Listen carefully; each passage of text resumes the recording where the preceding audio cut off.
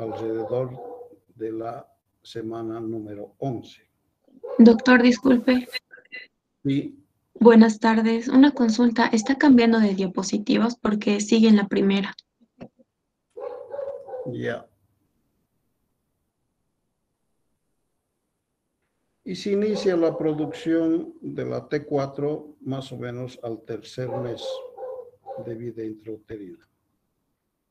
Ya entre las 10 y 13ª semanas se van a formar proteínas específicas y esenciales. Estamos hablando de la tiroglobulina. A la semana 10 a 11 se van a formar también luego enzimas como la peroxidasa, muy importante, como vamos a ver después, así como el NIS, que es el cofactor, y en las 12 y 13 semanas va a terminar su formación. De existir una falla en este proceso, se va a generar el denominado dishormonogénesis.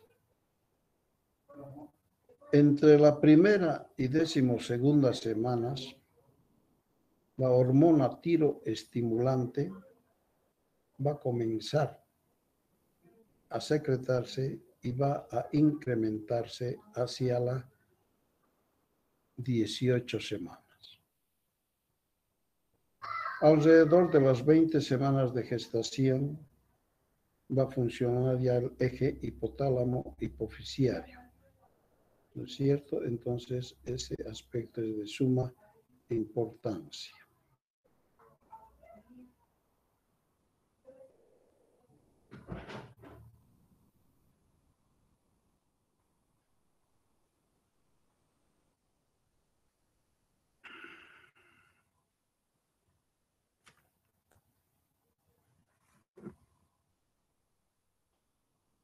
Anatómicamente, la glándula tiroides, como ya muy bien saben ustedes, se encuentra localizada en la parte media del cuello, por debajo del hueso hioides, delante del tiroides y de la tráquea.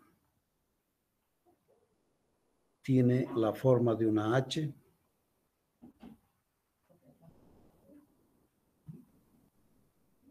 Y está conformado de dos lóbulos, uno derecho, otro izquierdo, y que van a estar unidos por el istmo.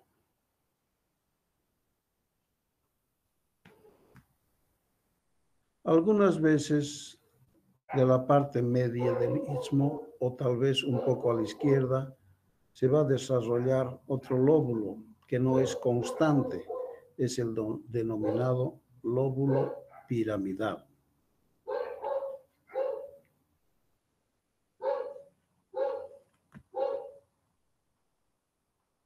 Esta glándula, en sus medidas, mide más o menos alrededor de 6 centímetros de longitud, con una altura de 2 centímetros y una profundidad también de 2 centímetros. Y tiene un peso en el varón de más o menos 25 gramos y en la mujer de más o menos 20 gramos. En cuanto a sus relaciones de la glándula tiroides, vamos a ver que los lóbulos presentan una cara externa que está en relación a través de la aponeurosis de envoltura con los músculos, principalmente el esternocleidomastoideo, que ustedes bien lo conocen, al igual que los músculos esternotiroideos, los cuales en la línea media se van a unir, como ven en la figura, formando el rafe medio. Ya en la cara interna se va a aplicar hacia la porción inferior de la faringe, como ven en la figura, así como también... Doctor, disculpe, buenas noches. Sí, Sigue en la primera diapositiva. No está presentando. ¿no está cambiando? No, doctor.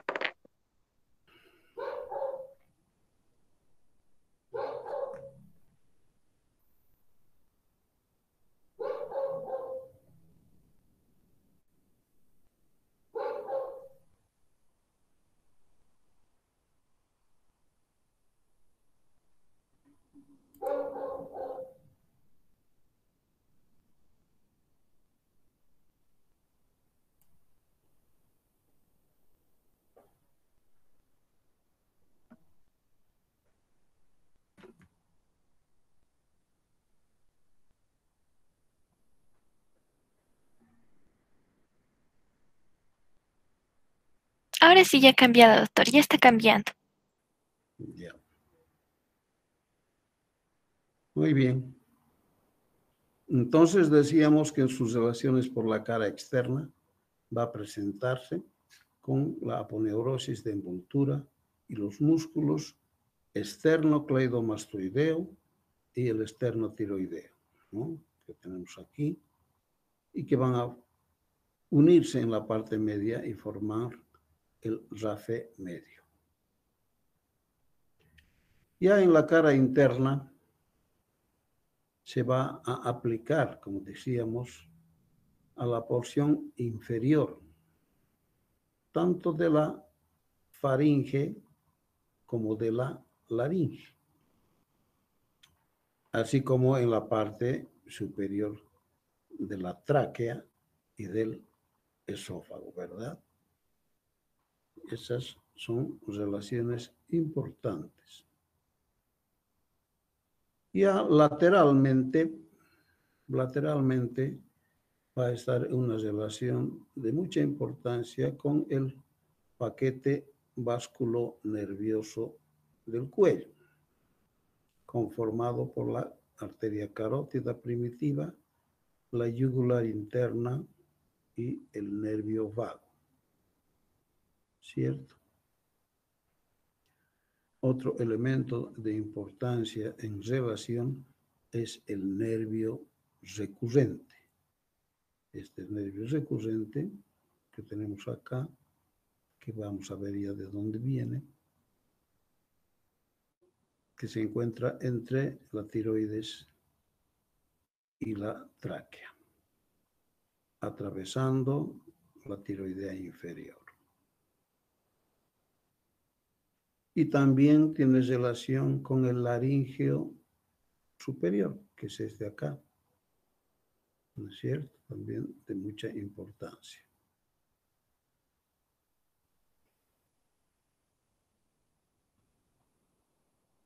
Cuando hay lesión del nervio recurrente, es una lesión muy grave, va a ocasionar diversos grados de disfonía. Y cuando hay la lesión de este nervio laringio en su ramo externo, va a tornarse la voz bastante débil.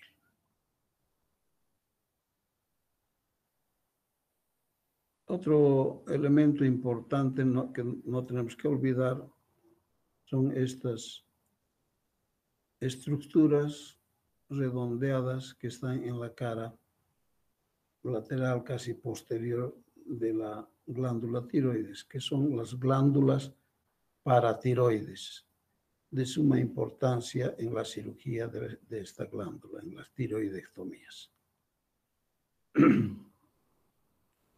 En cuanto a la vascularización, vamos a tener a la arteria tiroidea superior, que se encuentra acá. Esta arteria es rama de la carótida externa. Va a descender, va a abordar también la membrana tiroidea y luego se va a ir a localizar en el polo superior del lóbulo correspondiente. Por allá se va a dividir en tres ramas. Un arco anterior denominado arco supraísmico, que está, como ven ustedes, encima del istmo. Otro ramo posterior, que lo pueden ver en esta figura, que va a estar entre la tiroides y la tráquea. Y finalmente, una rama externa que se va a ramificar ya en el lóbulo mismo. Algunas veces puede, que no es constante, puede existir también una arteria tiroidea media, que, como dije, no es constante y se denomina la de Neubauer. La otra arteria importante es la tiroide inferior, que es rama de la subclavia o del tronco tirocervical. Ella se dirige al lóbulo inferior, a la parte inferior del lóbulo, y tiene una bifurcación, como ven acá ustedes en la figura, y por la parte media va a ser atravesada por el nervio laríngeo recurrente. Es muy importante este dato cuando hablamos desde el punto de vista quirúrgico, ya que el punto en el que el nervio y la arteria están más próximos corresponde a la unión del tercio inferior con el tercio medio de la cara posterior de este lóbulo de la glándula tiroides. Entonces, ese es más o menos el punto de referencia para tener cuidado durante la cirugía.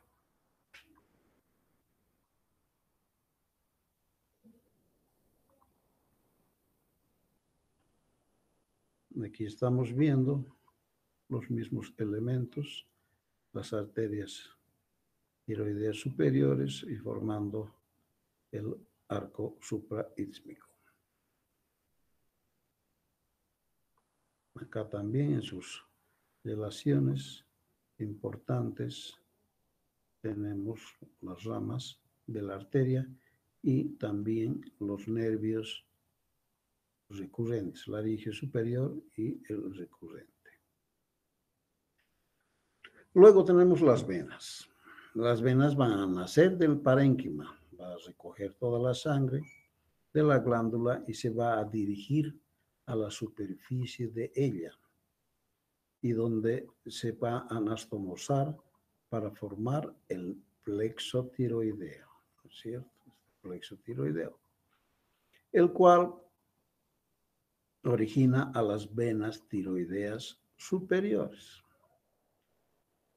Estas venas tiroideas superiores van a desembocar en la vena yugular interna.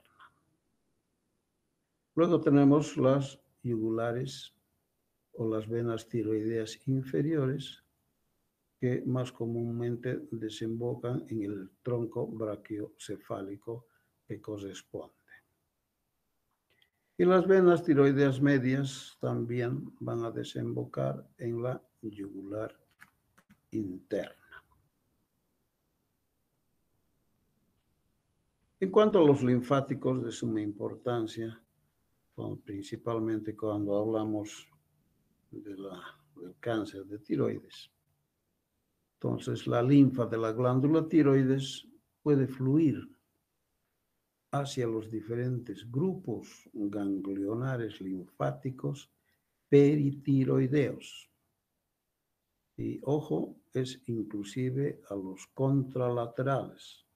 Eso quiere decir, si que tenemos una lesión en el lóbulo derecho, también podemos encontrar ganglios importantes en el lado izquierdo. Y también hacia la red submucosa endotraqueal. Se han numerado los ganglios a nivel del cuello, que esto es importante cuando se va a realizar la intervención quirúrgica. Y su distribución es como sigue.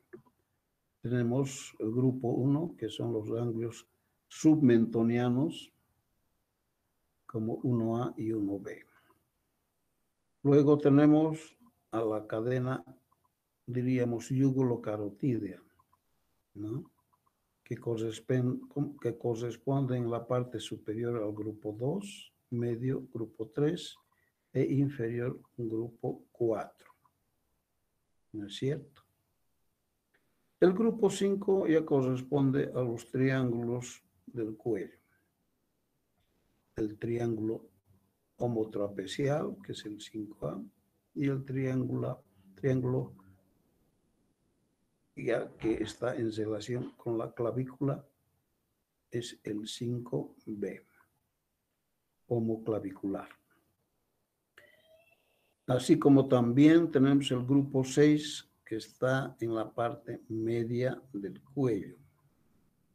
Y finalmente, en la parte inferior, vamos a tener el grupo 7. Entonces, esto es muy importante porque en toda la literatura les van a encontrar que se han realizado vaciamientos ganglionares de tales y tales cadenas, que les van a mencionar ya con los números, y esto ya es un lenguaje universal.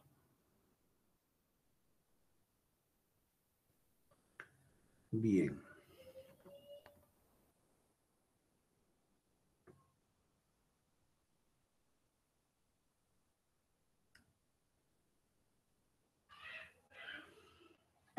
Una vez que hemos visto la parte anatómica, ahora veremos la parte funcional. Primero, para esto, tenemos que saber cómo se van a ir a conformar las hormonas tiroideas.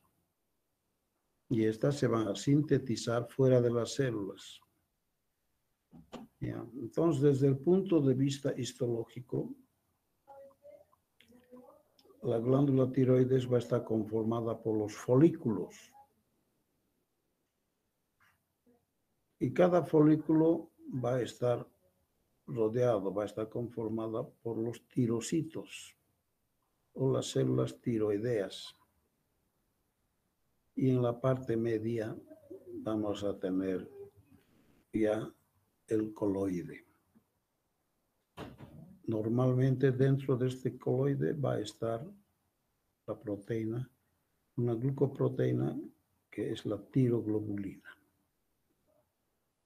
Es importante señalar también que rodeando a los folículos vamos a encontrar los vasos sanguíneos y también otro grupo de células que son las llamadas células C o células parafoliculares, que son importantes para el metabolismo del calcio y también son importantes cuando se desarrollan enfermedades neoplásicas como el carcinoma medular, que es bastante agresivo. Bien. Entonces decíamos que las hormonas tiroideas se van a sintetizar fuera de las células. Yendo a grandes rasgos, nosotros vamos a necesitar para la formación de hormonas tiroideas dos elementos. Uno, que va a ser el yodo, y segundo, la tiroglobulina. La tiroglobulina se va a formar en los tirocitos o células tiroideas, en cambio que el yodo viene del exterior.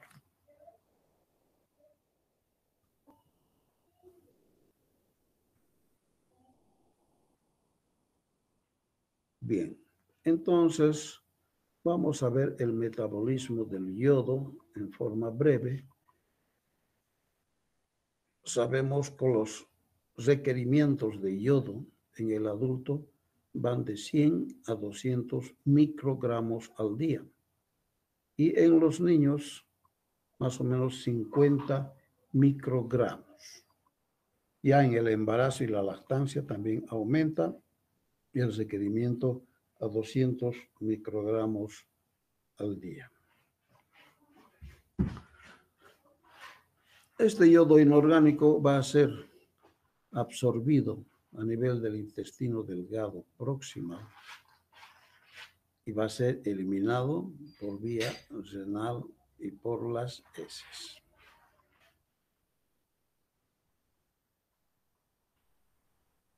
Bien, entonces las hormonas tiroideas ya sabemos que son la T3 o triodotironina y la T4 o tiroxina, ¿verdad?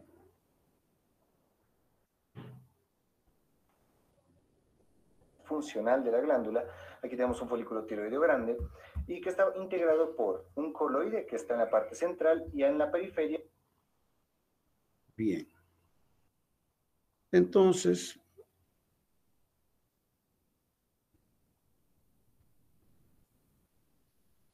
primero el yodo va a llegar hacia la glándula tiroides por la sangre en forma de yoduro. Va a ingresar a los tirocitos por ayuda del NIS. ¿Qué es el NIS? Es un cofactor que va a ayudar al transporte del sodio y del yodo. Y con esto va a poder transportarse al otro lado de la célula.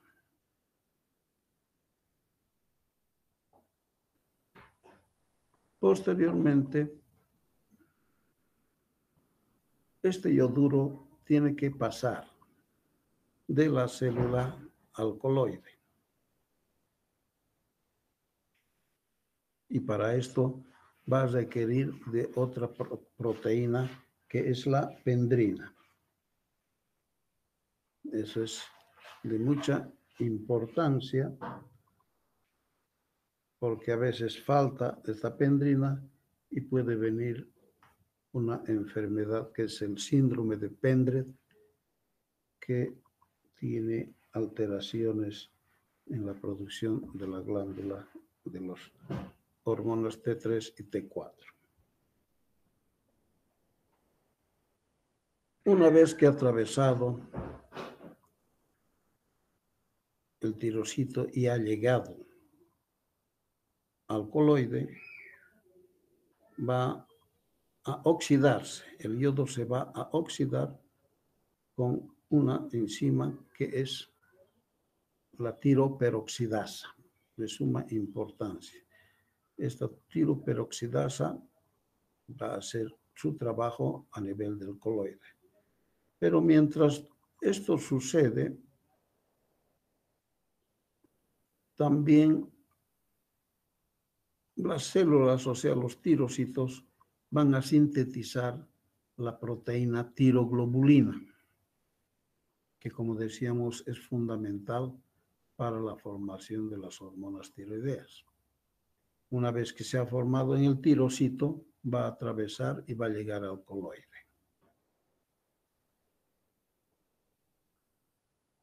Una vez que está en el coloide,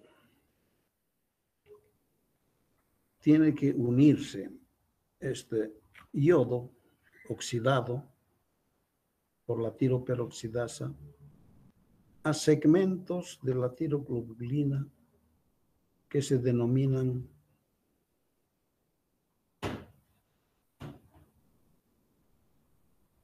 tirosina, que es un aminoácido. Entonces se van a unir a los residuos de tirosina.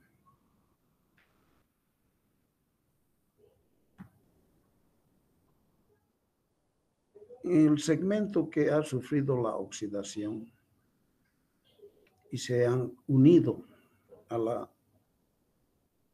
glucoproteína tiroglobulina se va a denominar organificación.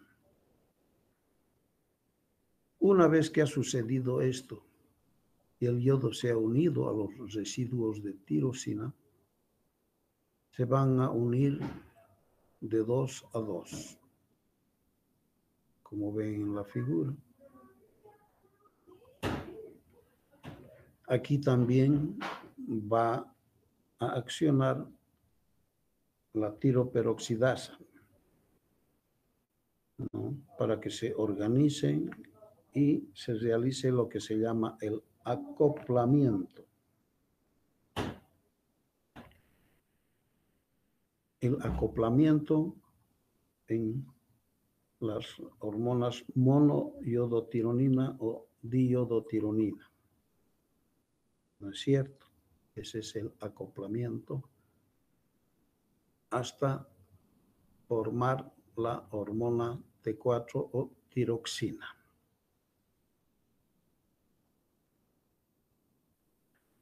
Posteriormente, una vez que ya está formada la hormona, las células, o sea, los tirocitos, van a volver a captar a la tiroglobulina que ya está unida con el yodo. Y este proceso se denomina pinocitosis.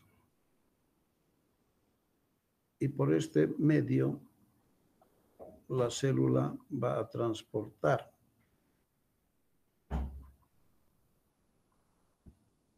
a estas porciones de tiroglobulina hacia el otro extremo del tirocito y va a llevar hacia la sangre nuevamente. Entonces la tiroglobulina se va a hidrolizar y se va a liberar las hormonas tiroideas. Están la T4 y estas hormonas tiroideas van a ser liberadas. Una vez que estas hormonas tiroideas son liberadas, van a ingresar nuevamente a la sangre y se van a dirigir hacia los tejidos del organismo. Pero no van a viajar solas, sino se van a unir también a proteínas que están en el torrente sanguíneo. Y estas son la TGB,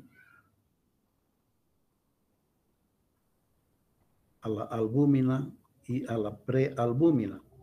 Como ven ustedes, hay segmentos que se unen, las T3 y las T4. Pero también hay segmentos que van a quedar libres. Eso tiene mucha importancia. Entonces, la unión de las proteínas con las proteínas de las hormonas va a amortiguar los cambios en la concentración plasmática de la hormona. Como ven ustedes. Una vez que está en el torrente sanguíneo, las hormonas entonces tienen que dirigirse a los diferentes tejidos y llegan a las células. Entonces las hormonas tiroideas se van a unir a los receptores intracelulares y van a modificar la expresión de los genes en el núcleo celular. Y es de esa manera que van a tener su accionar en los diferentes tejidos. ¿Y cuáles son los efectos de estas hormonas tiroideas? Van a producir un aumento de la actividad de la bomba de sodio, potasio. Van a producir calor. Van a aumentar el consumo de oxígeno, por eso producen calor. Funciona también con los hidratos de carbono y los lípidos. Producen degradación de proteínas y actividad del sistema nervioso simpático. Y esto es de mucha importancia. La actividad en el sistema nervioso ya empieza en la vida intrauterina. ¿No es cierto? Porque si no hubiesen hormonas tiroideas, entonces el niño nace ya con cretinismo, ¿verdad? Entonces, de suma importancia.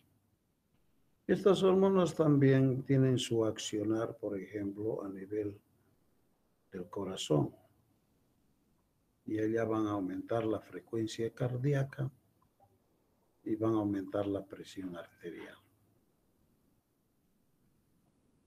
Y así, entonces, tienen su función a nivel de casi todos los tejidos del organismo.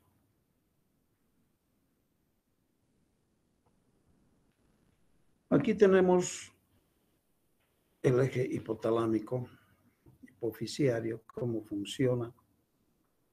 Inicialmente,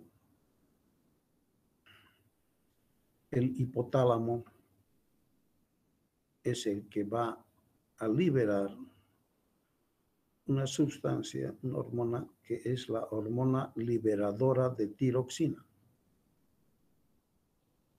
Entonces libera en el hipotálamo, viaja por la sangre y va a venir a la adenohipófisis. Este va a estimular entonces a la hormona tiroestimulante que se produce en la adenohipófisis.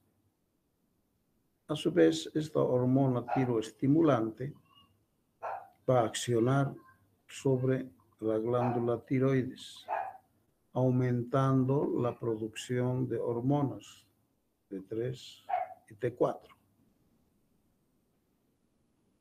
Una vez que estas hormonas están en la sangre, dependiendo su cantidad, si tenemos una cantidad normal de estas hormonas y no se necesita aumentar, entonces va a haber un otro estímulo de inhibición hacia el hipotálamo,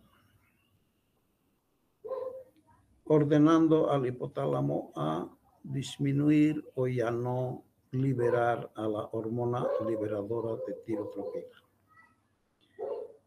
¿Cierto? Y de esa manera, en el mismo mecanismo ya, pero en forma retrógrada negativo, va a disminuir el efecto de la TSH sobre la glándula tiroides y disminuye finalmente la producción de T3 y T4, con lo cual se va a equilibrar.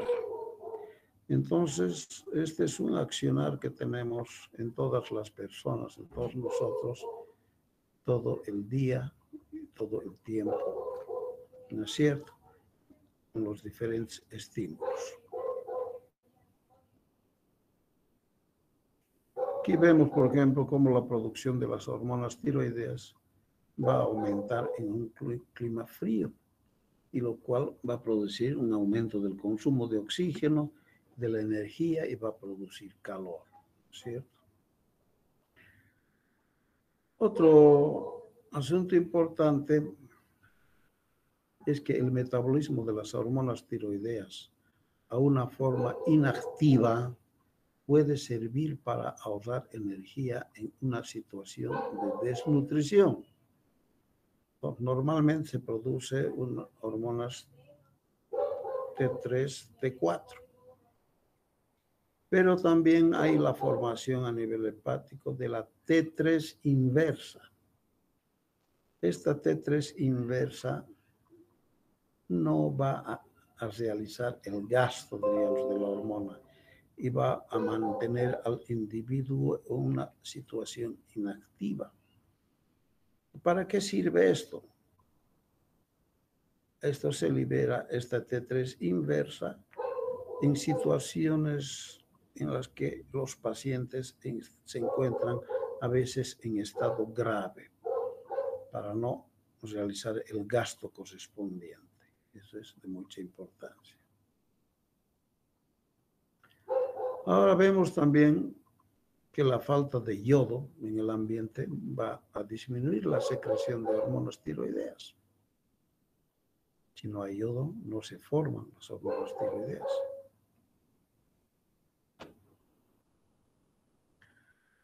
Pero al disminuir las hormonas tiroideas en la sangre, se va a inducir nuevamente a un aumento compensador de la hormona liberadora de tirotropina y así como de la adenohipófisis, el aumento de la producción de hormona tiroestimulante.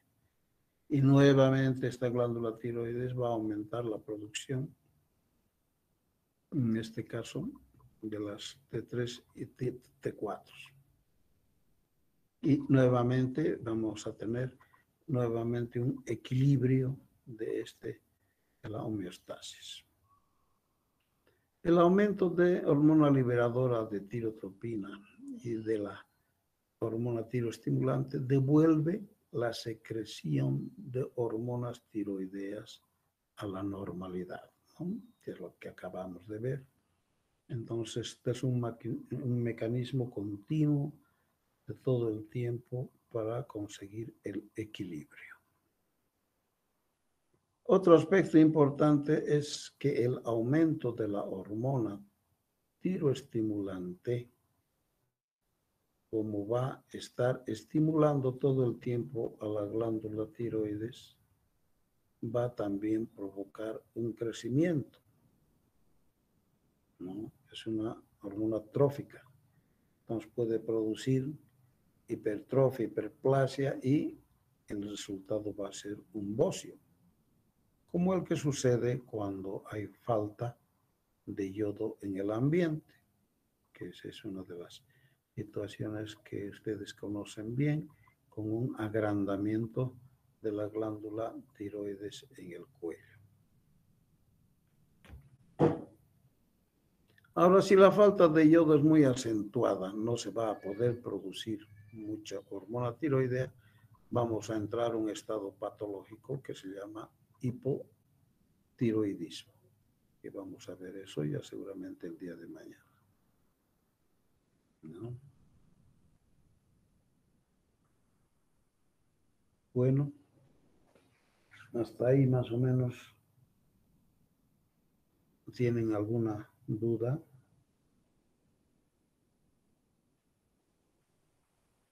Una cosa que me olvidaba decirles es que la hormona T3 o triodotironina es la hormona activa, ¿ya? En cuanto que la hormona T4 es inactiva. Normalmente la glándula tiroides va a producir un 80% de hormona T4 y solamente un 20% de T3 o triodotironina.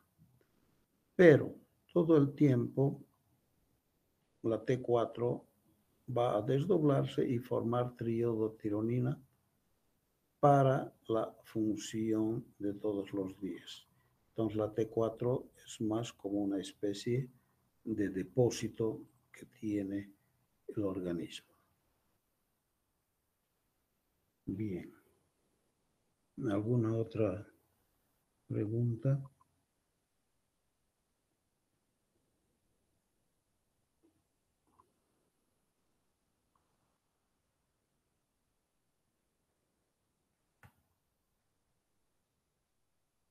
Es muy fácil, ¿no?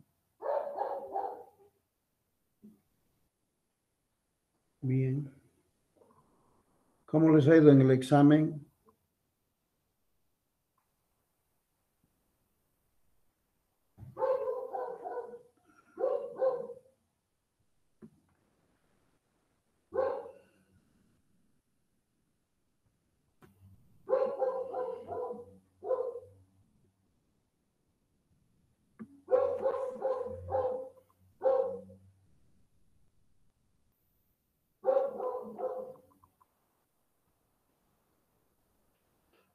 ¿Cómo les ha ido en su examen, muchachos?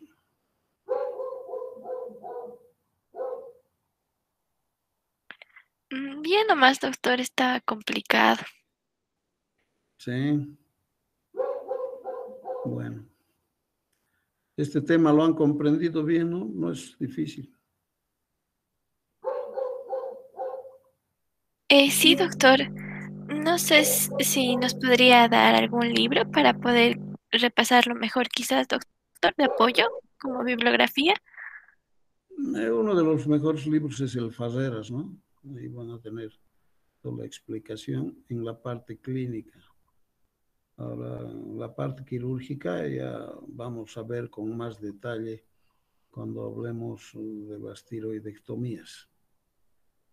Esto es simplemente para que entiendan la primera parte. ¿De acuerdo? Sí, doctor. Muchas gracias. Bueno. Entonces mañana nos vamos a estar viendo a esta misma hora para continuar con tiroides. ¿Está bien? Sí, doctor. ¿Qué vamos a avanzar? Disculpe, doctor. Mañana creo que vamos a avanzar la parte de hipertiroidismo, hipotiroidismo, esas cosas. ¿Ya? Listo, doctor. Muchas gracias. Listo. Hasta mañana. Hasta mañana, doctor. Hasta mañana, doctor. Hasta mañana, doctor. Hasta mañana.